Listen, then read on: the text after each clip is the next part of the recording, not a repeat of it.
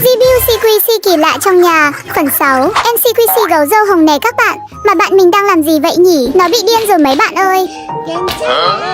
Nhìn cũng tội, tại nó thấy cưng quá. Tớ có 2 con CQC gấu, trông nó vô tri kiểu gì ấy. Bóp nó cứ thè lời ra như này, thấy ghê quá đi.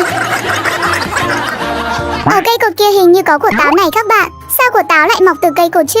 Thì ra là CQC quả táo. Loại này bóp mịn với mềm dữ lắm. Giờ tớ thử lấy quả táo ném vào chỗ đựng bóng rổ đó xem có được không nhé. Món đồ chơi này trông nó cute không các bạn? Nay không chỉ có CQC dùng để bóp mà còn có thể bơi dưới nước được nữa đấy. Có thể dùng vũ khí của CQC này bằng cách bóp nhẹ là sẽ phun nước ra nè. Cậu không thể bay xa bằng tớ đâu.